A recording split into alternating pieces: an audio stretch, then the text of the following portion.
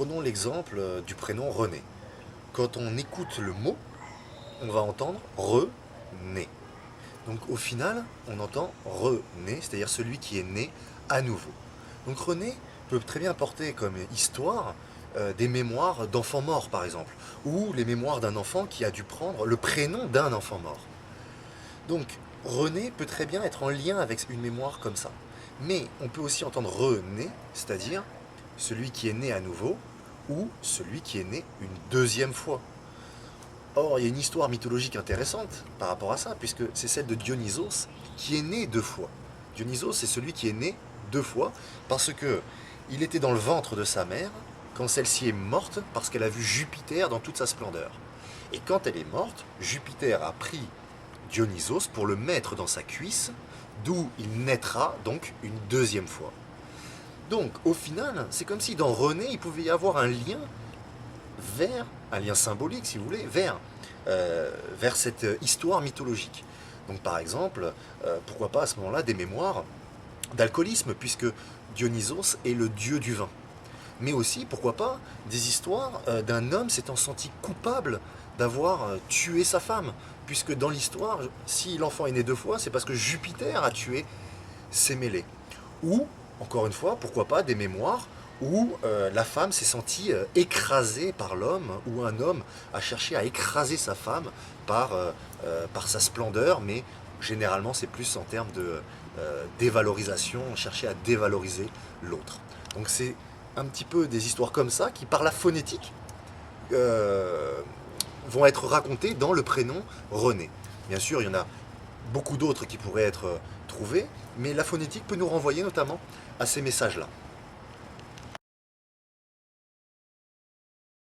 Le diabète. Le diabète, si on prend les consonnes qui constituent ce mot, on va obtenir le D, le B et le T. Le D, par la langue des oiseaux, va signifier entre autres les origines. Le B, par le tarot, peut nous renvoyer à une arcane, l'arcane de la papesse.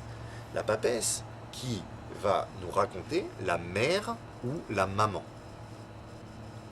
Le T, si on passe par les lettres hébraïques, ça peut renvoyer à la lettre Tav, qui va parler notamment de la mort. Donc, si on regarde l'histoire que raconte ce mot, ça va nous donner issu d'une mère ou d'une maman morte.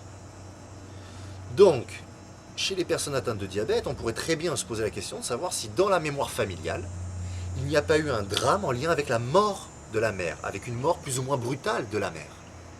Mais on peut aller plus loin et se poser la question, puisque c'est issu de la mère morte, on peut se poser la question de savoir s'il n'y a pas eu des femmes mortes en couche, par exemple, ou des parents attendant un enfant et vivant le drame de perdre leur propre mère.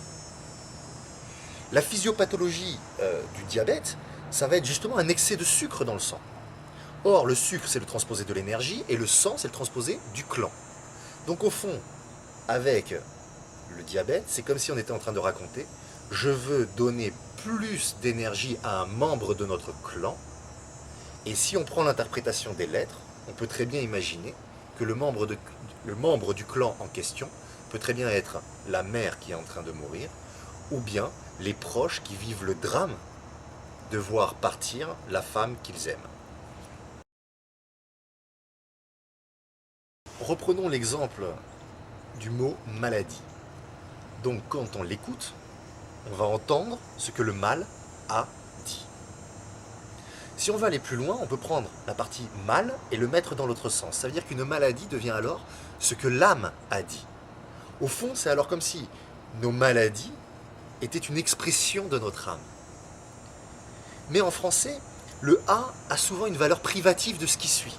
Par exemple, aphone, ça va être sans voix. Si on reprend l'exemple, l'âme a dit, c'est alors comme si au fond c'était ce que l'âme n'arrivait pas à exprimer. C'est alors comme si une maladie, c'était la partie de nous-mêmes que nous n'arrivions pas à exprimer dans notre vie. Mais l'âme, c'est quoi? Quand on regarde son écriture, en son centre, on va voir un M.